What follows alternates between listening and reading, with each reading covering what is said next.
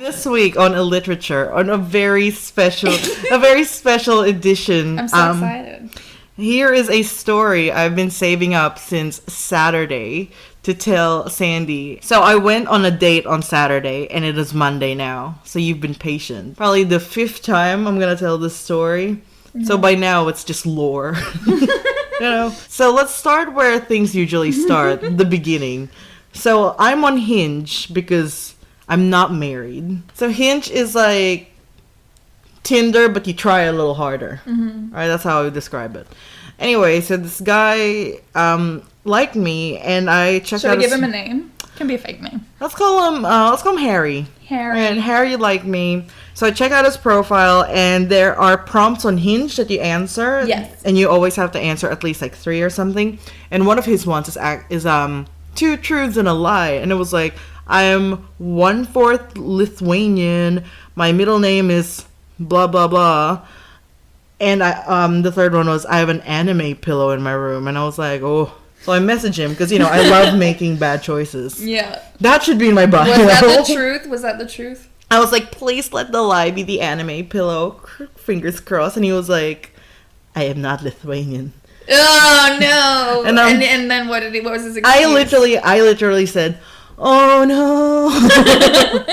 And at that moment I was like, should I just block him? But then I was like, oh, he's 6'2", he's kind of cute. 6'2", that means his penis would be at least average size. Hey daddy, I'll be your anime pillow.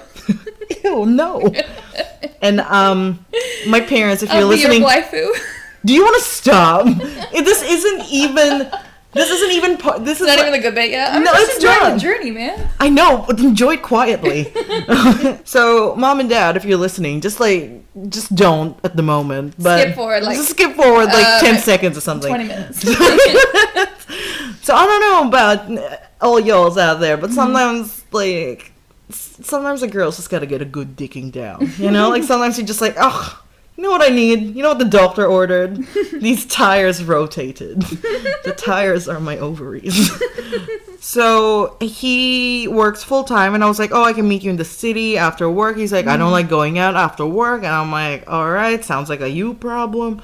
And then, so on Saturday, me and Isabelle go to Selfish Saturday by Pedestrian TV, which was a great event. Sponsor. We got really drunk. Yes. There were amazing free cocktails from Jose Cuervo, sponsor us. So by the time I actually get to the date, I was already a little drunk, and I had to schlep all the way to Windsor, because I was like, why don't you come to the city? He's like, oh, well, this is close to my house. And I'm like, oh, fine. I don't want you coming to my house, because it was busy here on Saturday night. There was a small party or whatever. I meet him at the pub or whatever, and he bought me a drink, and I was just like, oh god, okay, here we go. And he was cute, he was tall, it was fine. He was really sweaty and nervous, which made me feel better about myself, because I thought I was going to be sweaty and nervous, but I was just drunk and dry. Perfect. We have that drink, and then we just test the waters, you're not a murderer, cool. And then we go back to his place, and he lives in an apartment, and his housemate is sleeping or something. So we have to be quiet. We get to his room, and it's pretty bare. You know how apartments in Prana, they're pretty small and stuff. So it's a kind of smallish room with built-in shelving, and he just had a bed in the middle and a TV kind of to the side. Bare walls, except for one portrait right above his bed, and it was a painting of a girl, and it was it wasn't badly done, but it also wasn't good. It was amateur. Yeah, a talented amateur. Yeah, sure. I could tell it was a girl, but I was just all right, no one's gonna be putting this on the fucking Guggenheim, and you know what I mean? Anyway, so I'm like, oh, because I'm polite and I'm horny, and I'm just like, what's the story behind that picture there? He's like, oh, that's my late girlfriend, and I'm like, oh, I'm sorry to hear that. Oh. I'm sorry. He's like, it's all right. It's been a while. I'm like, oh, really? How long? He's like a year. I'm like, oh, that's not a long amount of time at all. I'm like, a year. Oh, anyway, and I'm just like, oh, it's a nice painting. Who did it? He's like, I did. I'm like, oh, do you paint? He's like, no, only that. And I'm like, okay. So there's that one part. So I had my horny glasses on. So we get on the bed and like make a whole point of like, oh, we're playing Smash Bros. And like Zelda, and I'm just like getting tired of this whole charade. And I'm just like wearing this really short dress, and he was like touching my thigh, and I was just like, oh my god, get there faster. So finally, I'm like, do you want to put like a movie on? Like, I was like, do you want to put on Bon Appetit? Like, give me Randy. Anyway, so it's happening, and I was just like, all right, he's taking too long to make us move. So finally, I was just like, do you want to make out? And he was like, yes. Oh, poor thing, he was just shy. I don't know. It's been a whole year. I don't know. Oh my god. Because, you know, there's just a point where you're just like, do you just put your mouth in my mouth? Do you think her ghost was like, it's okay, I want you to move on and be free? Oh, just, yeah. Oh. So, we make out, and it's like perfunctory. It's fine. It's like, I can't remember the last time I kissed someone and meant it, and it felt good. It was just like, two mouths on mouths, whatever. Let's get to the dirty stuff. So, whoa. So we do get to the dirty stuff, but unfortunately, due to him downing glasses of Prosecco and being sweaty and nervous, and maybe like being under the watchful eyes of like CJ Heckle, no, like his dead girlfriend. Maybe. Was it like her face, like looking down? Not looking down, but I was like, if I look too closely, it's like she's following me. Anyway, so so it didn't happen. It kind of happened. Like, it happened in the way that, like, oh, I guess you were in me. Like, I suppose you penetrated me, but it was just not good in the way that it was just, like, tug and rope a little. And eventually, I was just, like, after, like, 20 or 30 minutes of, like, switching positions, and I was just, like, just in my head, I was like, what's a girl gotta do to get dick down around here?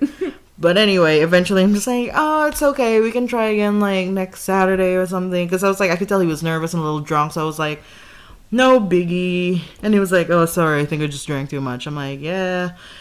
So, when I was about to, like, head out and pee so I don't get a UTI. Everyone always pee after sex. Please do that. He was like, can you suck my dick? I'm like, you know what? I'm feeling charitable. Let's do it. You know, I'm not a quitter, so I did it. Feeling charitable. Not a quitter, so I did it. And then as soon as... Gotta give alms to the dicks. Yeah. Then it happened. I'm like, all right, good show. good show. Good show. So, finally, it ended. And then I was, like, getting dressed. And he was like, oh, you can stay over if you want. Don't have anywhere to be tomorrow. I just have to clean. And I'm like...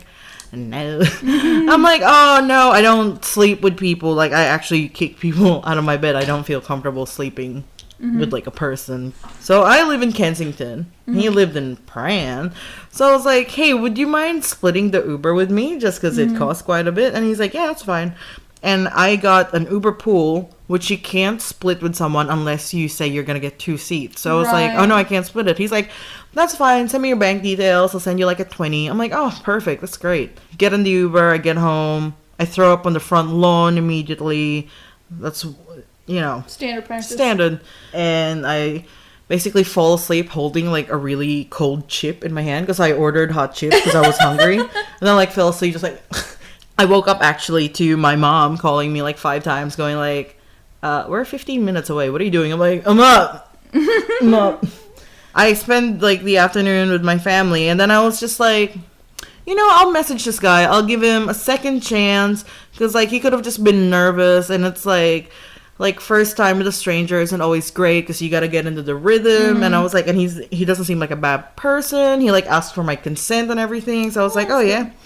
So I, like, type out this big draft message thing telling him I had a good time, we should do it again, and I stealthily dropped in my bank details so he could send me money for the Uber. And then I sent it to Isabelle for proofreading. She's like, perfect, great. I'm like, yes, okay. So I go on Hinge, go to my messages to send it to him, and then I do a double take. I'm like, huh? He unmatched me. What a cheap bastard. But here's the kicker. Everyone I've spoken to, we're trying to build a timeline of when he could have possibly unmatched me. Was it as soon as he came and he was just like, or like as soon as I like showed up and he was like, all right, she's here. Or like as soon as I left, or did he sleep on it and wake up and go like, Yeah, you know what? No.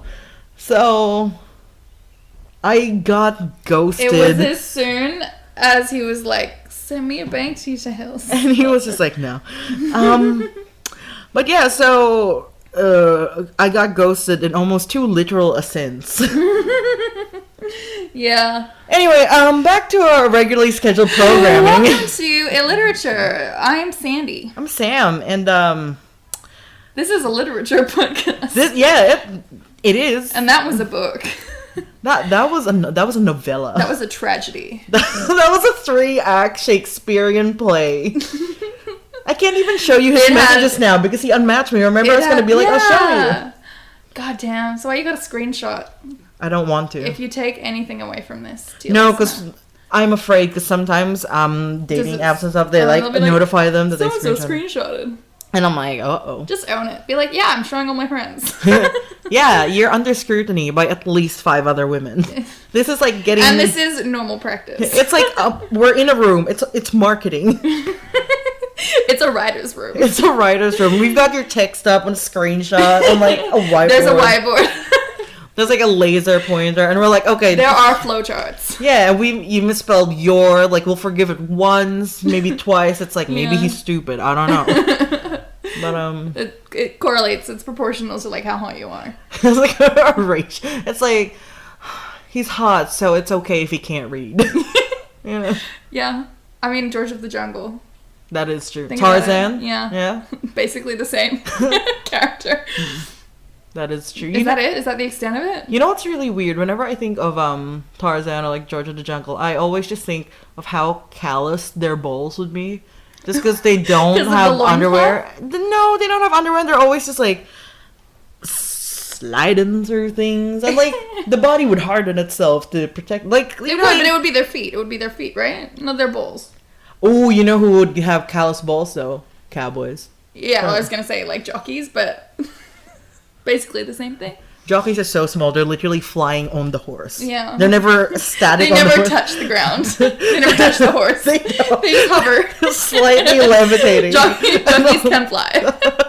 You heard it here first. Oh god, we should really get started. We're like, doing the Canterbury Tales today. In. I know. So today we're looking at the Canterbury Tales by Chaucer. I have no idea what that is, but when we sat around and decided on the books we were gonna do, for some reason I thought this was gonna be a gory, gruesome tale of like murder, and apparently it's just some nice pilgrims. Yes and no. This is, and like we'll probably have to put up a massive trigger warning for pretty much everything, including my story. yeah, but for this episode because Why? It's dank in the medieval world. It sure is. Yeah. I should really watch Timeline again. If you want to talk dank in the medieval world, that's it. That's the dankest you can go. The Canterbury Tales, we believe, were first published between 1378 and 1400. So that's like high Middle Ages. We don't have any of the original manuscripts. We just have copies from after Chaucer died, but it's clear from the amount of copies that we have that it was just actually a super popular thing. Is that his only name? Is he like Madonna Geoffrey. or Cher? His name is Jeff. Oh, never mind. Geoffrey Chaucer. I thought that'd be cool though, but no, yeah, his life, unlike Shakespeare, is actually super documented because he was a customs clerk for the king. What's a customs clerk? What's a king?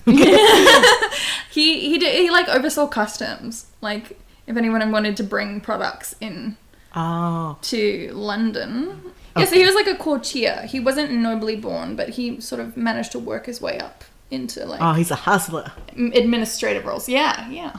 And he was more... That was more of his life than like being a famous poet. Like that came more after his death, we think. He's Guinevere Beck from You, season 1. Yeah. Exactly like her. Who's Penn Badgley in the story? I don't know.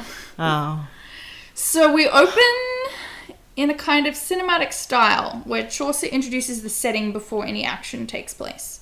So he opens with quite a formal description of the return of spring, April rains, new flowers, chirping birds. He introduces also the concept of spring pilgrimages. But this sounds so nice. How is this about to get trigger. Well, they could. Can you just be patient? Oh, you see how it feels when I'm trying to tell you about a dead girlfriend and a ghosting? So, a pilgrimage is like a journey to a holy location, often to see like the relics of a saint, which means like the bones of the saint. They'll just keep their bones. Fun day trip. In a little jar. Little road trip. Yeah. Y'all want to see some bones? Some bones. But sometimes also like miracle fountains that have healed people, or miracle statues that weep blood, or anything like that. It seems to also kind of double as a holiday trip. Oh. But like, it's like they don't have proper holidays. I guess like state institutional holidays. So do in the they spring, walk? A lot of the time, yeah. Or ride horses. These guys are all on horses. How many people are we talking here? So there's like 29. Are they friends? Is this like a little... Well, I'll tell you how they all come to sort of be in the same company. Okay. Yeah, so we're interested in a group of some 29 pilgrims that have sort of crossed paths on their journeys to Canterbury to the relics of St. Thomas Becket. He's like the one English saint. Fun. At that point. So he's quite a popular destination for English pilgrims. Adjusting. He was an archbishop murdered in 1170. So. Wow, they really preserve those bones. Well, bones, they last a long time. So the narrator, who I'm going to call Chaucer, even though it's definitely suggested he's not writing in his own voice. So he goes on this pilgrimage himself, and then on the way he stays at this tavern in Southwark called the Tabard Inn, and he meets the 29 other pilgrims there, and they all agree to travel together. You know what this is? It's giving me vibes of what's that thing called? The Donner Party? What's that? You know those people that like cross a mountain and start eating each other? Oh. Let's look that up after. That's it's not the like Alive, the soccer team that ate each No, other. not that one. That's the Andes one. This is the Donner Party. Okay. Like dinner party, but not. Yeah, but themselves. Okay, so he gives descriptions of all of them, but he didn't actually. Not every. So we're pretty sure that the Canterbury Tales is unfinished, because in the intro he says there's going to be a bunch more tales than there are, and there's a bunch more pilgrims in his description than actually tell a tale. So the ones we're interested in today are the knight, the miller, the wife of Bath, the pardoner, the prioress, and the nun's priest. Wait, what? Say those again. The knight, so they're all sort of described by their profession. They're all called by their profession. So we have a knight, a miller, the wife of Bath. Like a, what's a miller? Like a flour mill? Making flour out of grains? Oh, I was like a rose? What? You mean like for baking? Oh, flowers. Yeah, I was like... No, like sacks of flour. Yeah, I was like, how you make a flour? The wife of Bath. Who's Bath? Bath is a city. And she's like the communal wife? No, she's just a wife from Bath. The pardoner... He's just like the guy that's always saying, excuse me. I'll explain in more detail what he is, because we don't have that kind of thing really anymore. But then we have a prioress, who's like a head nun, and a priest in her service, who they call the nun's priest. He starts off with a description of the knight, who's like, he's sort of portrayed as the noblest of all the pilgrims. He's a figure of military prowess, loyalty, honor, generosity, good manners. He's like, your honorable. Is this knight. Played by Tywin Lannister again? No, I would. What's his name again? Jaggers. Charles Dance. Jaggers. Yeah, who would play him? Sean Bean? Yeah. Like yeah, Ned Stark? Could. Yeah. Ned Stark? Yeah, alright. He's honestly like not one of the more interesting characters. He's just like kind of mild. Ned Stark. He's polite. He never says an unkind word. Oh. But he's been on multiple crusades, so maybe we're seeing a different side of him. What are crusades? So crusades were these holy wars waged by the West for the holy city of Jerusalem. So they were trying to conquer the Middle East to institute Christianity and sort of take control of the holy city of Jerusalem, but mainly to steal all the treasure. Oh, stop doing that, guys. Yeah. I got one word. Stop. And then he has a son who's his squire, who's like a handsome lover type. And they also have a yeoman in their service, yeoman, who's like a free servant. So not a serf, I guess, not like a slave. He's just like, I just think they're neat. whose attire makes him out to be like a forester, which I think is like a hunter, because he's all in green and he carries a big bow and he has like beautifully feathered arrows and he's basically Robin. So it's Link. Yeah. From Zelda. And he just goes, Is that what Link does? I don't know. We played it for like 10 minutes and I was like, what the fuck do you do in this game? He's like, anything you want. I'm like, can he fuck? Oh wait, this is your guy who ghosted you? You played this with him? Yeah. My ghost. The guy that haunts me. Harry. You're like a little ghost babushka doll. Like, his girlfriend haunts him, and then he haunts me. You. You go haunt someone else. I haunt the podcast with this. So next, the narrator describes the prioress, and her name's Madame Eglantine. Egg Valentine. Yes. So although she's not part of the royal court, she does her best to imitate its manners. Is that Maggie Smith or something? Yeah, pretty much. She takes great care to eat her food daintily, to reach for food on the table delicately, to not like spill anything. It's Julie Andrews, sorry. And to wipe her lip clean of grease. You just wait till you hear her story. Before drinking from her cup. She speaks French, but with a provincial English accent. And she's compassionate towards animals, weeping when she sees a mouse caught in a trap. Oh. The narrator says all her features are pretty, even her enormous forehead. What a read. Lots of this is him reading the other pilgrims. Didn't he write this though? This isn't real, right? No, it's not real. But by criticizing these fictional pilgrims, he's kind of criticizing these professions or people in these classes of society, if that makes sense. Like highbrow, big forehead. Exactly.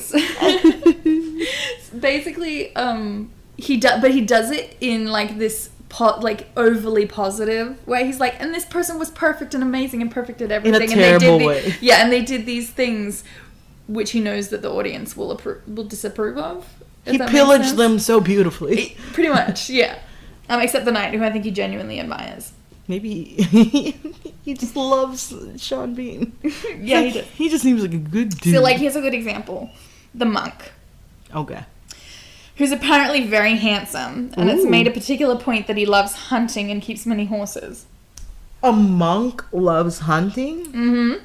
So he's an outrider at his monastery. Meaning he looks, like, after the Brotherhood's business outside the monastery.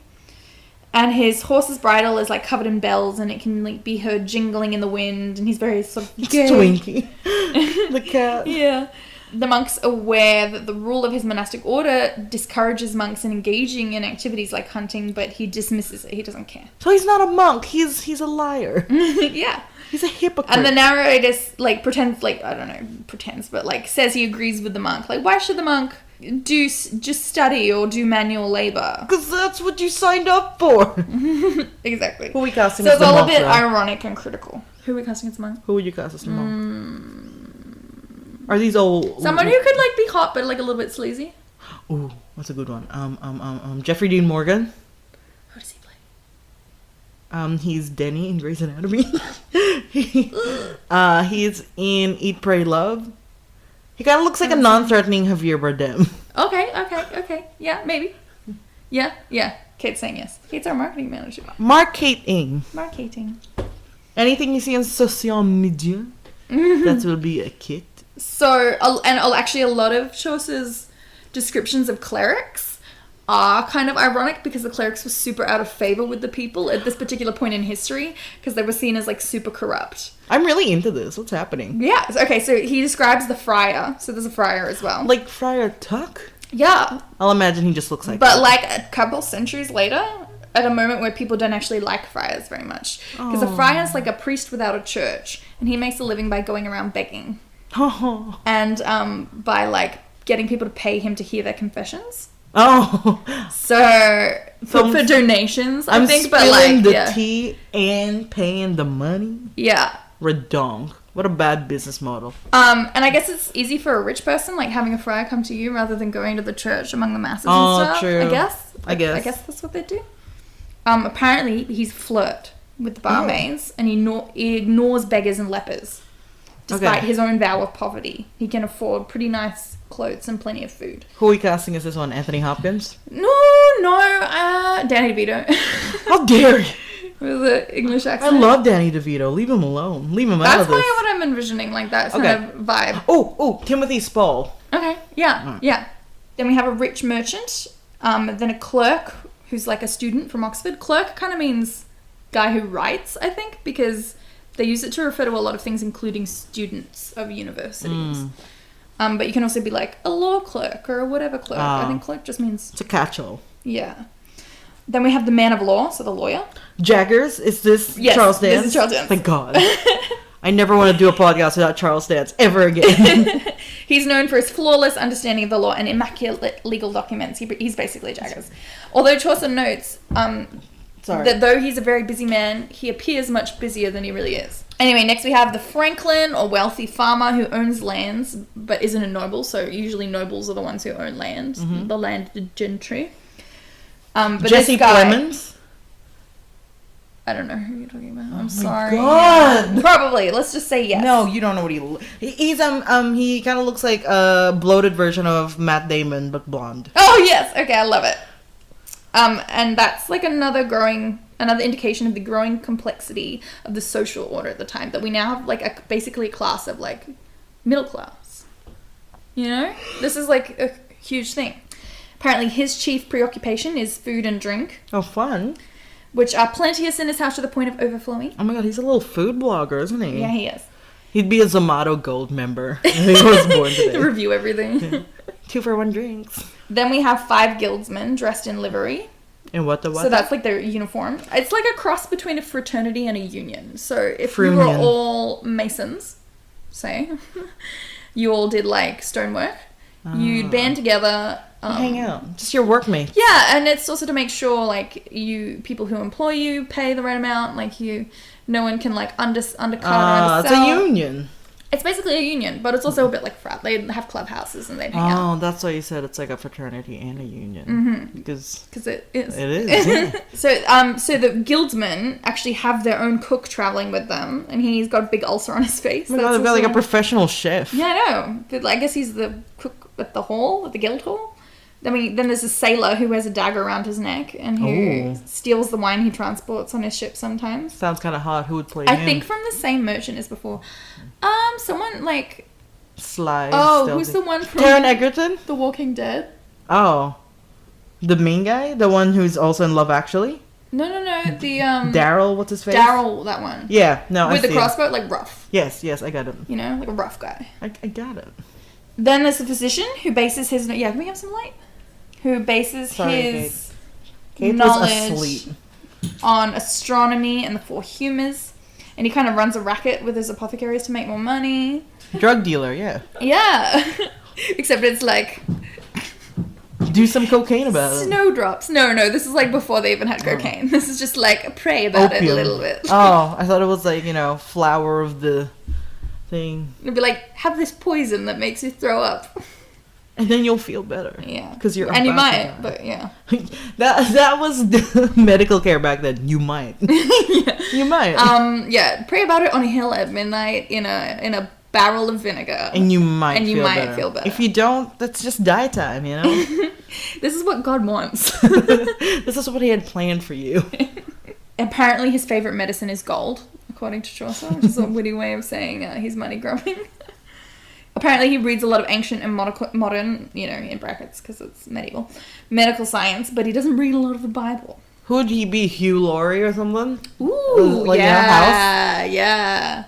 Then we have everyone's favourite, the half-deaf wife of Bath. Why is she everyone's favourite? Is she Florence Pugh? She could be. Really? Florence Pugh when she's like older. She's like 40s. Okay. But Florence Pugh could like play her. Oh my God, okay. I'm down. Well, Florence Pugh played a 12-year-old and I believed her. So she could play a 40-year-old and I'd be like, yes. So she makes her living as a seamstress and she's always the first to give an offering at mass and she gets upset if anyone goes before her. So we know she likes like attention and status. Oh my God, that's Amy. She wears so many head coverings that Chaucer guesses they weigh 10 pounds. Why did she do that? She's had 5 husbands and gone on 3 pilgrimages to Jerusalem. That's why they call her the wife of Bath, because she's had 5 husbands. Did they die or does she just... They died. Well, no, they died. Mysterious circumstances? He doesn't tell us, but I like to believe that it was. And also, back then, literally, you could die at any given point. That's true, yeah. You can get bit by a bug and just die. Yeah. So she's been to Jerusalem and Rome and other like exotic pilgrimage sites. She's a little She's had a traveler. good life, yeah. She's got a gap tooth. Travel inspo. And she's very comfortable on a horse, and she's jolly and chatty. She's just fun. She sounds great. She is great. Then we have the poor but virtuous parson, accompanied by his brother, who's a ploughman, who's also simple but virtuous. Next is the miller, who who makes flour, not flour. I learned from my mistake. He loves crude jokes and drinking. He's short and strong and can lift doors off hinges or knock them in with a headbutt. He has bright red hair on his head. Is this not Joe from Great Expectations? And in a wart on his nose. He's a bit rougher than Joe. Joe's too nice. This guy's kind of like... Okay. So he's just trouble. He's, He wears a sword and plays the bagpipes, so I think he's coded as Scottish. I'm trying to think of who would play him, because this helps me visualize the players. That redhead from Game of Thrones. Torvald. Tormund? No way, Tormund's so hot. You stay away from him. Okay, my bad. I meant, he's fine. He's really... And you said this guy's short and... Yeah, but I don't know. He's a ginger guy. He's Gimli. No, yeah. Then we have the Manciple, basically a steward for a law school, who's apparently more cunning than most of the lawyers that he serves. Then we have the thin, angry Reeve, which I believe is a lord steward, but he's also a carpenter who's balding and cranky. Then a summoner, he serves people who've been called to like church court. I think he summons them to the church court. So he's a... That's a thing we don't really have so much now. But it's that person that they... You've been served. Yeah. What movies are and they take extensive measures to serve you? Like it's it's you know like what I mean? a comedy. Yeah, like Seth Rogen or something. Yeah, they're super. They're good at it to like a fault. Yeah. So yeah, we've Jonah got Hill. Did he play The Wolf of Wall Street? Super bad. I'm not sure. Anyway, he's a bad, lecherous character. Chaucer says that in exchange for a quart of wine, he would let another man sleep with his woman for a year and then pardon the man completely. He'd pimp out his girlfriend. Oh my god, he's Chuck Bass from Gossip Girl. He sold his girlfriend for a hotel. Oh. Okay, finally, at the very end, we have the pardoner who's just come from the court of Rome, and he's the most corrupt of all. He's very fashionable, but Chaucer casts shade on his high voice and hints that he may have been a homosexual. Because that's bad in the Middle Ages. Yeah, that's bad now, apparently. Yeah, for some. He is despised by the church and laymen alike for selling counterfeit indulgences. So, like, papal bulls that, like, forgive people of their sins. What? Like a letter from the Pope saying, I forgive you. Oh, he forges them. It's like, psych. Yeah. So who would play him? Who's a good villain? Alan Rickman? Yeah. Oh. Maybe. No, not Alan Rickman. Honestly, he's almost too strong and like... Who's too strong? Alan Rickman or this character? Yeah, like he has too much integrity. Oh, okay. Alan Rickman. Less integrity. Penn Badgley and You, season 1. Who's that? Who's the guy with the wooden eye from Pirates of the Caribbean? Jack Black? Jack Black. Jack Black would play him. No, but you know who Jack Black would play? The Miller. Okay, I like that. Can we keep him in there? Yeah, okay, we'll keep him in who's there. gonna play the villain? I want a good villain. Bill Nye? Yeah. Honestly, I like Bill Nye. He's like nobler characters though. I love Bill Nye. Anyway, we'll keep thinking He's about a bad that guy in Detective Pikachu, and I'm like, Bill Nye. Come on. So Chaucer admits that the pardoner is a very good storyteller, but that's how he's able to scam people. So, and that's it. I think. I think I listed everyone. There's so many of them. There are so many. And I'm only going to do like 5-ish tales today because they are so long and this is already... These are the interesting, the most... These are the ones I like the best. I've got three of them. The Knight's Tale, The Wife of Bath, and The Pardoner's Tale are like probably the most famous. How many tales are there? In total, I think there's like 24. Is it serialized like Chuck Duck? It's a bit more complicated than that because there was no such thing really as a publishing house. How did people Everyone individually copied manuscripts. So it was handwritten. Oh my god, it's like copying homework. Yeah, I think so. Yeah. I think you could people would hear the story somewhere and then tell someone. Borrow it, I guess, and write it down. I'm not really sure how it worked, but I know that people sort of circulated their own stuff between each other. It's really adorable how badly humans want to be entertained that they will pass around. Handwrite. They're like, I'll save it for later. I'm so tired of hangings. Someone write something juicy. Yeah. I'm sure they said juicy back in the Juicy. 1400s. Yeah, except it was spelled with like a... Umlaut, juicy. So, the host at the inn, whose name is Harry Bailey, suggests that... Like, he mentions the people's names, but he never uses them. He always says the host, the monk, the friar, like, whatever. Yeah, like Cluedo. Yeah. So, he suggests that... So, he's like the owner of the inn, I guess. He suggests that to make the trip to Canterbury pass more pleasantly, each member... He kind of invites himself on the journey. He's like, I need a holiday too. Y'all seeing some bones? Oh yeah, I haven't seen bones since last year. Oh, it's bone seeing time, fellas. Saddle my horse. Come get your bone viewing glasses here. Like opera glasses. Yeah. But for bones. So he invites each member of the party to tell 2 tales on the journey to Canterbury and 2 more tales on the journey back. The person who tells the best story will be rewarded with a sumptuous dinner paid for by the other members of the party. How long's the journey? Good question. A couple days? Really? I would say like a week or something, maybe. They're walking. No, they're on horses. All of them. Oh, fancy. Yeah, I know, it's weird because they tell the story while on horses. And they're like, what? Yeah. It's like a person. It's like... They gotta project. What is the non-racist version of Chinese whispers? What is it? Oh, telephone? Yeah, they're like 3 horses. And it's like, and then Barbara did what? No. No one really won that. No one really know what the best story was. Yeah, well, the host is going to be the judge. And it's actually really clever of him to do this because it means that they're going to be spending another night at his inn paying for, like, everyone else is going to eat presumably with the winner. So he's going to make a lot more money, so. Little businessman. A little bit of business. Just some business. That's Josh. Yeah, kind of is. Her husband. My husband. Because she's married. He's a good host. He really is. Even when it's not his party, somehow he's still comfortable in the kitchen. He's still the host. Like, and you know what? Sometimes it's just easier to be like, yeah, kitchen's there. Knock yourself out, bud. And he's like, anyone want some hors d'oeuvres? I just whipped this up with what I found in the pantry. And I'm like, where the fuck did you get that? Okay, so finally, after all the pilgrims are introduced, the narrator apologizes for any offense the reader might take to any of the words relayed from them, explaining that he feels obliged to report them faithfully, no matter how crass and rude they are. You know what he did? He, like, wrote this thing and he's just like, sorry about it. He's just like, the views expressed herein are not representative of... But they are. He wrote them. Yeah, he made them up. He's just like... He's pretending... We had 2 large Now he recounts the first night spent with these pilgrims. After the pilgrims all dine and settle the bill with the host, Harry Bailey, he suggests a game to entertain them. Who's Harry Bailey again? He's the host. He's Josh. Josh, thank you. The company all agrees to this and draws straws to see who will tell the first tale as they set off. Ooh. The knight wins. Oh. So this is The Knight's Tale, starring... Sean Bean. Heath Ledger. Heath Ledger's the one. You remember A Knight's Tale? That's what this is named after, but it's nothing. It has nothing to do with that. Really? Yeah. We should still watch it, though. We should still watch it. Chaucer's in it. Really? Paul Bettany plays Chaucer. It's adorable. Oh, no. Okay. Now I have Paul Bettany as Chaucer. This is better. Why did you start with sorry. this?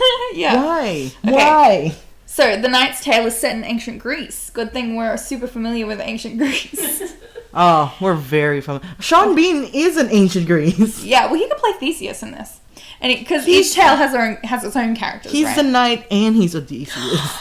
It's like Drunk History, where they tell the story and the actors are in. Yes. Yeah, that's what this is. Or Horrible Histories. Or yeah, like The Wizard of Oz, where like the characters in real life play the characters in the story. Sure. I like that. She likes Warner it. Brothers, contact us. We'll make the movie. We're gonna get sued. By Chaucer? Paul Bettany is gonna sue us.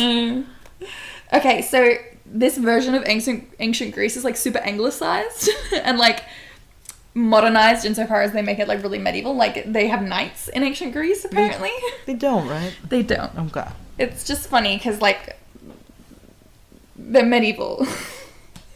So we're imagining like ancient Greece is like this medieval fantasy.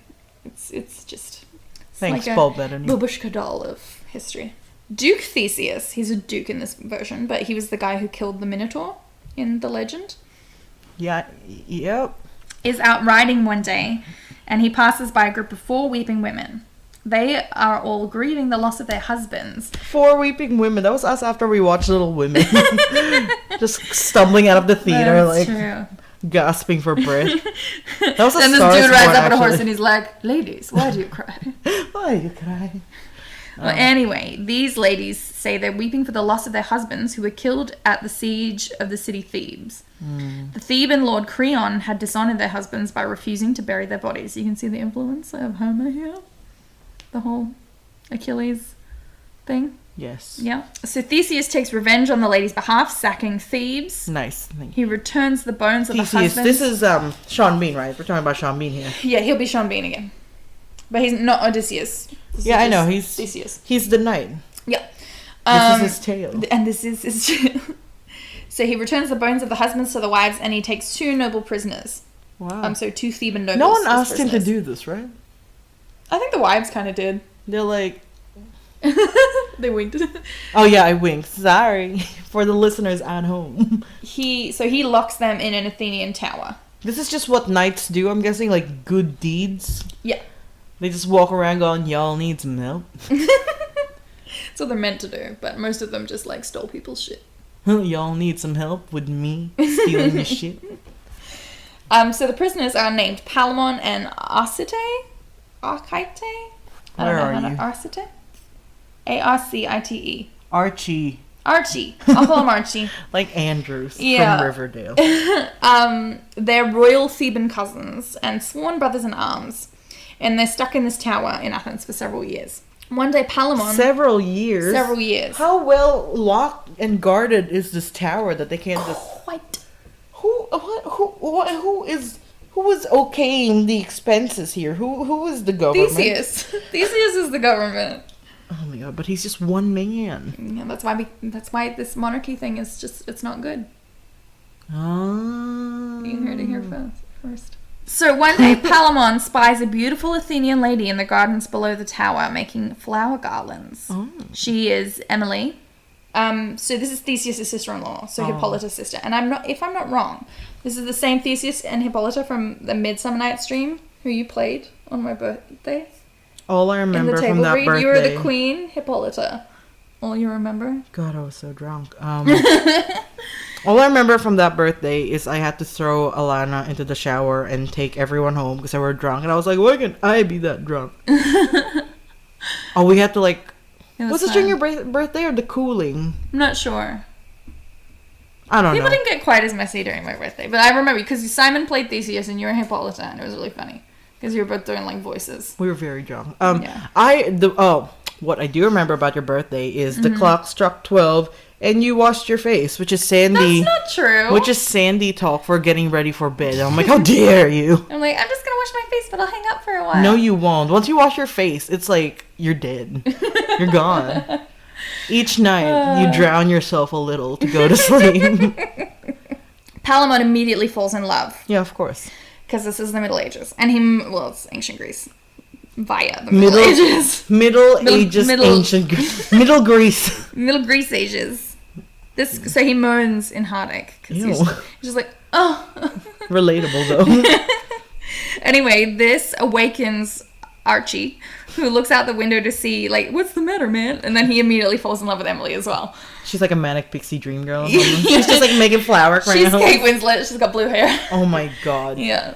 And they're both Jim Carrey. I would love that. I'm gonna watch the new Sonic movie tomorrow. I'm so excited. Really good. So they argue over her, like who saw her first, but eventually they give it up because it's futile. Neither of them obviously will ever leave the prison. Or will they? One day, a duke named Perseus. Fun. Oh no, it doesn't matter. He petitions Theseus for Archie's freedom. Why? How does he know Theseus him? agrees. He's Theban, I think. Theseus agrees on the condition that Archie be banished from Athens on pain of death. So if he ever comes back to Athens, they get to kill him. Oh, dope. Yeah. I know, I wish I could do that to people, but... If you come back, I'll fucking If you come kill back to this town, you set foot in Melbourne. Listen, you can say it, but acting upon it is the crime. Yeah, Saying true. it is relatively crime-free. So he's banished. Now the cousins are feeling sorry for themselves in different ways. Archie's bummed, as you might expect. Archie's bummed because he Can't go back and look at Emily. He's jealous of Palamon for being able to see Emily every day. But Palamon's in jail. Exactly. Palamon, on the other hand, think Archie's position is better, as he could rally an army and take Athens and Emily by force. Because that's who would come with you though? Well, she'd have to, because No. I meant the army. They're Theban royalty, so they could probably, Oh yeah, true. Rally up some troops. So the knight poses the question to the listeners: who do you think is worse off? Oh, is it better to have loved than loved at all? I would rather be. In the prison, did they get food and is there a toilet? I think. Well, I guess I could stay in the prison because then I could just watch her, just hang out. Pine away. Don't really have to do much. I guess you get bored after a while. They don't really have phones back then. I guess in normal prison you won't get your phone. I'm just like, you can put me in jail. Can I take my phone? No. And I'm like, man, this sucks. I don't want to be here. Why is jail so hard? So after a while, Mercury appears to Archie in a dream and tells him that he must return to Athens. Oh, okay. At this point, Archie has grown thin and weak from lovesickness. Medieval people believe this was a real thing. And also, the purest form of love, as if you get, sick over it. If it tortures you. And we still, get that a little bit today. That's, a little romantic. Yeah, the legacy kind of, still carries through. Lovesick. Yeah. That's a term. So Archie follows Mercury's advice, but I'm so glad you thought of Archie, because I just couldn't pronounce the name at all. I was like, I didn't know what I was gonna do for this. A dog. Mm-hmm. He disguises himself and takes a job as a page in the palace where Emily lives under the name Philostrate. See, this is where passports really come in handy. He's still lovesick though, and one day he's wandering through a field picking flowers and monologuing about how he's conflicted about returning to his beloved Thebes and actually doing something about his love for Emily. What if she's not that great? They saw her once. They talked to her and she's like that's the least of their problems. That's true. Anyway, who should happen upon him at that moment? Oh my god, Sean Bean. Palamon. No. Having just escaped from the tower. Oh, nice. Look at him go. And he heard what Archie was saying and he's pissed because he saw her first. How did he hear what he was saying? He's not even around. He was monologuing to the flowers. They each assert their claim to Emily, who I might add still has no idea about any of this. Yeah, she's just I just like flowers. Pal, what's his face, did see her first, Palamon. though. Shotgun rules are in effect here. Yeah. He was well within sight. Well, they agree to meet back in the field the next day and fight to the death over it. Oh, yeah, like in Kill Bill. When they're gonna meet at the baseball ring and fight, but they don't. Or where they were gonna go to the beach and fight, but they don't. So Theseus happens upon the two mid-fight and is impressed with their martial abilities. He's I thought I told you not to come back here, but he's who are you guys? And Palamon admits, he's we're Palamon and Archie. Why? Palamon? He could just be Bob, Greg. But he says, he's why don't you just kill us both and have done with it? Oh, yeah. And he's about to. Oh. But the women in the court who are riding with him, especially the Queen and Emily, because they're very pure-hearted people, they intervene for the two men's lives. The king acquiesces and says that the matter will be sorted through a tournament in 50 weeks' time. So he gets a stadium ready, and the two men gather 100 of their finest warriors together. What the fuck? And the winner will be awarded Emily's hand. Emily's yeah, sure. As if she had a choice. That's hilarious. Theseus erects an enormous stadium with 3 temples to the gods. One for Venus, one for Mars, and one for Diana. So that's Aphrodite. It's fine. Ares, and Artemis. Sure. That's the god of love, the god of war, and the god of hunters and maidens. So virgins, I guess. The Sunday before the tournament, Palamon visits the temple of Venus and prays to her for victory. And the statue of Venus makes a mysterious sign, which we aren't told what it is. But he takes it as yeah, you're gonna win. Emily also rises that dawn, going instead to the temple of Diana, where she prays to remain a virgin. But she says that if she must marry one of the men, let it be the one who has the strongest love for her. Oh, it'd be that sickly thin one. But then that other one loved her enough to escape. I don't know. We'll see. This Diana appears to her, telling her that she will indeed have to marry one of the men, which isn't fair, but fine.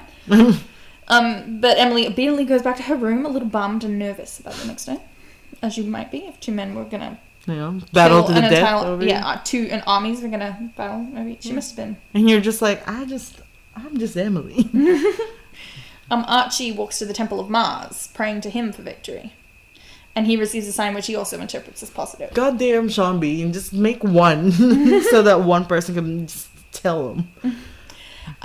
We then shift our focus to Olympus in sort of the style of Homer, where the gods are having a chat. I love that. A little cut to the gods, and they're like, y'all seen this. It's like Gogglebox or something.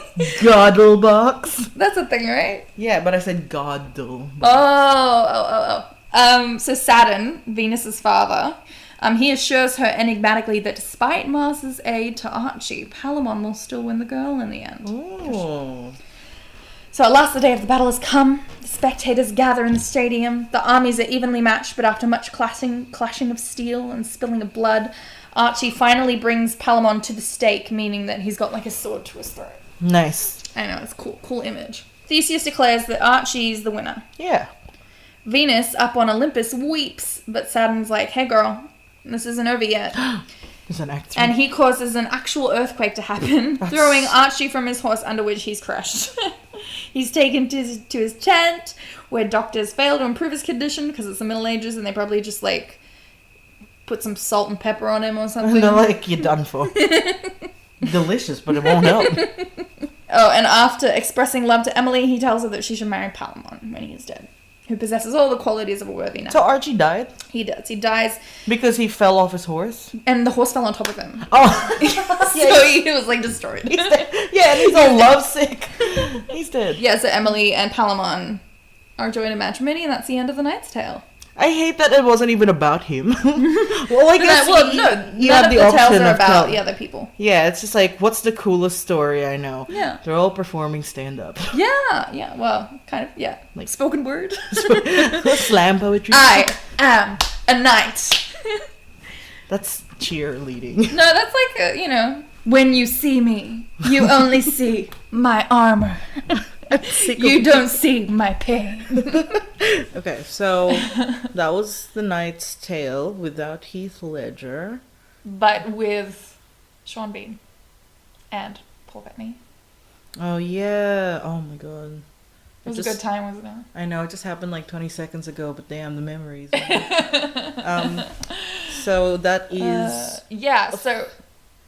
You go. That's one of the tales. I think we've got 4 more to go. Well, I want to say like 1.5. I'd consider my tale as a Canterbarian. Would you call that if what's his fucking name, the host? If Josh asked me to tell a story, would I tell that? Would you tell that one? Would that be your tale? It shows what's valuable to you. Not being hard ghosted. Dicks and replies. Oh, love those 2 things. And also no dead girlfriend portraits. I don't know. I thought that added a little bit of spice. I meant just like a little bit of zest. In general. It's the story is fine. Like in the story, it's like, oh, who is she? But in real life, I don't want these. What else? So we have to pick it up next week. Yeah, maybe join us on the next part. Definitely. If you liked what you heard. Join us for Canterbury 2 Redux. 2 Canterbury 2 Tales. Canterbury Tales Tokyo Drift. Canterbury Tales Revolutions. The Tales, Canterbury. Join us next week for the Miller's Tale, the Wife of Bath's Tale. I hear she's very popular. The Pardoner's Tale, and the Nun's Priest's Tale, which you're going to like a lot. Oh, that's so many, and I'm so excited. And hopefully next week I won't have another tale. Hopefully, you'll just be... No more tales for me. Imagine that all just like ending in O with the little apostrophe. No more tales. Talos. No more tales. T-A apostrophe. No more tay for me. No more stove for me. Story. Stove.